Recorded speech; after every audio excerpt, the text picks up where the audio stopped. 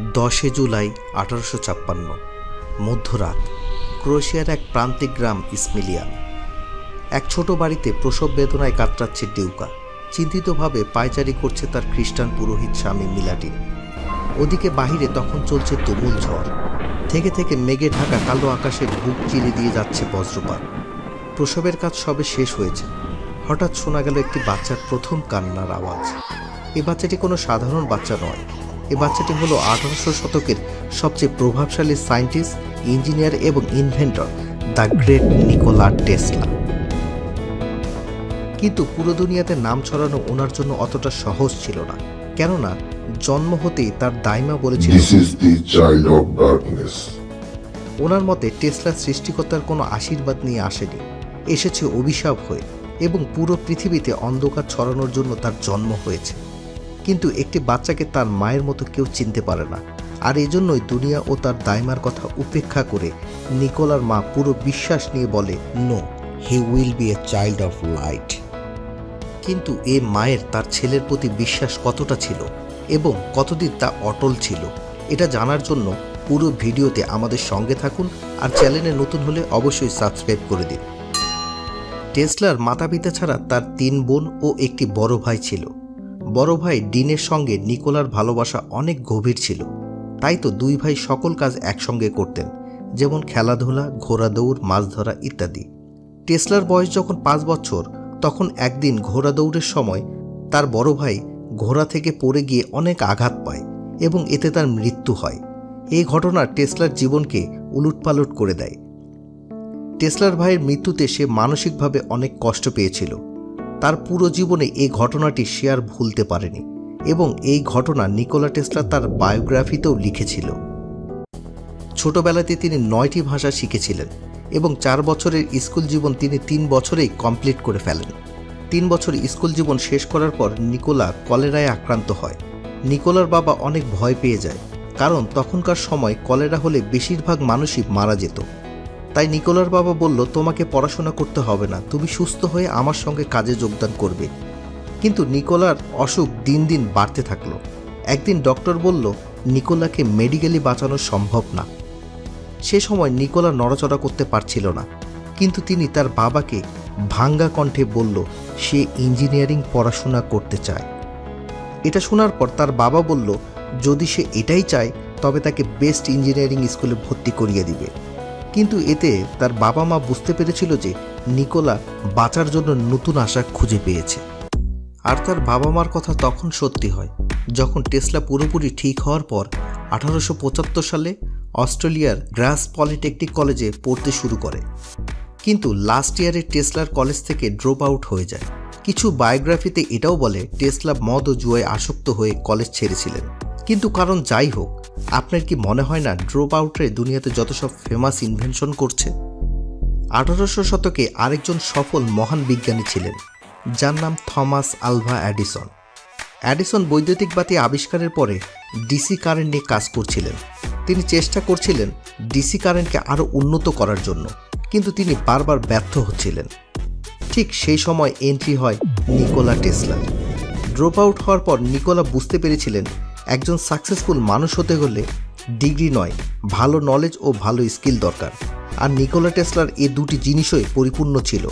এজন্য নিকোলা তার ক্যারিয়ারের শুরুটা করেছিলেন হাঙ্গেরির বুডাপেস্ট টেলিফোন এক্সচেঞ্জ নামক একটি প্রতিষ্ঠানে একজন ড্রাফট ম্যানেজার হিসেবে। বাই দ্য ওয়ে, এটি থমাস আলভা এডিসনের কোম্পানি ছিল। টেসলা এই কোম্পানিতে জয়েন করার পর টেলিফোনের এমপ্লিফায়ারকে পারফেক্ট করে তোলেন।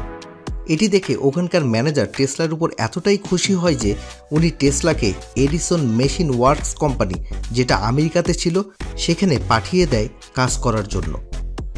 আর এখানে কাজ করতে গিয়ে টেসলা এবং এডিসনের প্রথম দেখা হয়।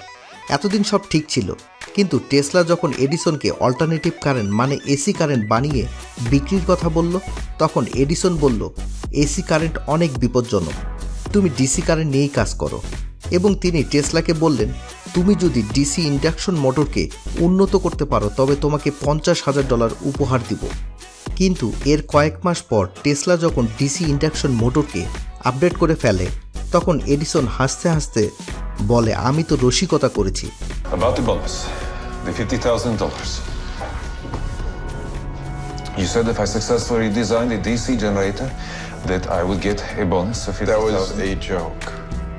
এডিসন নিকোলাকে $10 প্রতি সপ্তাহে দিতে চায় এবং এজন্য কাজ করতে বলে। এরপর টেসলা এসি কারেন্টের কথা বললে এডিসন সরাসরি রিজেক্ট করে দেয়। নিকোলা এই কথা শোনার পর এডিসনের কোম্পানি ছেড়ে দেন এবং এখান থেকে শুরু হয় এসি এবং ডিসির লড়াই।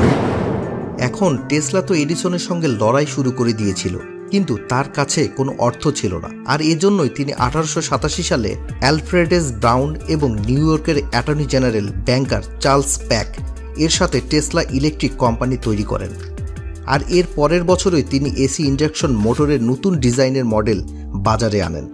তখন মানুষ এটা জানতে চলেছিল ইলেকট্রিসিটি শুধু লাইট জ্বালানোর জন্যই নয়, এটি দিয়ে বিভিন্ন মেশিন ও যন্ত্রাংশ চালানো যেতে পারে। আর টেসলার এই আবিষ্কারের পর তখনকার বড় বড় ব্যবসায়ী যেমন জর্জ ওয়েস্টিংহাউজও টেসলার কোম্পানিতে ইনভেস্ট করে, আর খুব দ্রুত টেসলার প্রচুর অর্থ ও খ্যাতি অর্জন করে ফেলেন। কিন্তু ওদিকে থমাস এডিসনের ডিসি কারেন্টের ব্যবসায়িক লস বেড়েই চলেছিল। তখন এডিসন টেসলার এসি কারেন্টের অপপ্রচার শুরু করে দেয়। তিনি বলেন এসি কারেন্ট মানব জীবনের জন্য অনেক ক্ষতিকর। এডিসন এই এসি কারেন্টের নাম দিয়েছিল ডেথ কারেন্ট। কিন্তু এডিসনের কথা কেউ মানতে চায়নি। তখন এডিসন লোকাল ছেলেদের পার হেড 25 সেন্ট করে দিলেন জীবিত কুকুর এনে দেওয়ার জন্য, এবং তিনি একটি ঘোড়া, একটি হাতি এবং একটি মানুষকে এক্সপেরিমেন্ট করার জন্য নিয়ে এলেন জনতার সামনে। এডিসন এখানে 24টি কুকুর, একটি ঘোড়া, একটি হাতি, এমনকি একটি মানুষকেও টেসলার এসি কারেন্ট দিয়ে ইলেকট্রিক শকের মাধ্যমে মেরে ফেলেন। কিন্তু এত কিছু করার পরও টেসলার এসি কারেন্ট ব্যবসায়িকভাবে সফলতা অর্জন করে এবং চারিদিকে টেসলার সুনাম ছড়াতে থাকে। কিন্তু নিকোলা টেসলা কি এই একটাই আবিষ্কার করেছিলেন? না, টেসলার মতো এত ইন্টেলিজেন্ট এবং এত স্মার্ট বিজ্ঞানীর জন্যই আজকের মেডিকেল সায়েন্সের এক্স রে এবং কমিউনিকেশনের জন্য রেডিও ওয়েভ বানানো সম্ভব হয়েছে। আমাদের মেডিকেল হসপিটাল এবং সায়েন্স ল্যাবে যে এক্স রে ব্যবহার করা হয় তার আবিষ্কার কিভাবে হয়েছিল তা কি আপনারা জানেন? আপনারা হয়তো গুগল করে বলবেন এই আবিষ্কারের জন্য উইলহ্যাম রঞ্জেনকে 1901 সালে নোবেল প্রাইজ দেওয়া হয়, কিন্তু টেসলা 1884 সালে এই অদৃশ্য তরঙ্গকে আবিষ্কার করেছিলেন এবং এই তরঙ্গ ল্যাবের একটি ছবিকে ডিস্ট্রয় করে ফেলেছিল। আর রঞ্জেনের 1895 সালে এক্স রে আবিষ্কারের কয়েক সপ্তাহ আগে প্রথম এক্স রে ছবি ক্যাপচার করা হয়েছিল। বলা হয় এটি এক্স রের প্রথম ছবি। কিন্তু এই আবিষ্কারের সাথে জড়িত কোনো ইনফরমেশন বর্তমানে নেই, কারণ 13 মার্চ 1895 সালে একটি দুর্ঘটনার কারণে নিউ ইয়র্কের ওই ল্যাবে আগুন লেগে যায়। ল্যাবে আগুন লাগার কারণে এক্স রে এর নোবেল পুরস্কার টেসলার হাত থেকে চলে যায়। শুধু এই পুরস্কারটি যে টেসলার হাত থেকে চলে যায় এমনটি কিন্তু নয়।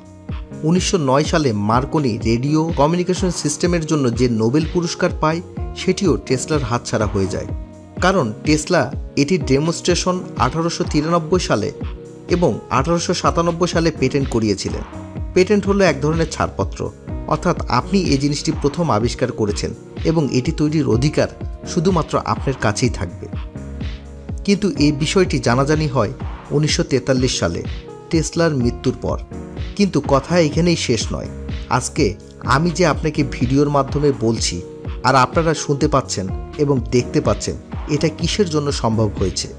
Internet, right? হ্যাঁ, এই ইন্টারনেট সর্বপ্রথম পৃথিবীর সামনে গ্লোবাল ইন্টারনেট সিস্টেমের নামে নিয়ে আসেন নিকোলা টেসলা। এটি সত্যতা পাওয়া যায় 1926 সালে ক্লোরেন্স ম্যাগাজিনে। আর যদি টেসলা ওয়্যারলেস কমিউনিকেশন মডেল থেকে ইন্টারনেট সিস্টেমকে প্রেডিকশন না করতেন তাহলে হয়তোবা আপনি এই ভিডিওটি দেখতে পারতেন না। এখন আপনাদের মনে একটা প্রশ্ন আসতে পারে, এত আবিষ্কারের পরও টেসলা কেন ওই আবিষ্কারগুলো পেটেন্ট পাননি? ক্যাথেন সুইজি নামের এক জার্নালিস্ট এর মতে টেসলা তার আবিষ্কারের কাজে পুরোপুরি ব্যস্ত থাকতেন এবং তিনি দিনে মাত্র 2 ঘন্টা ঘুমাতেন।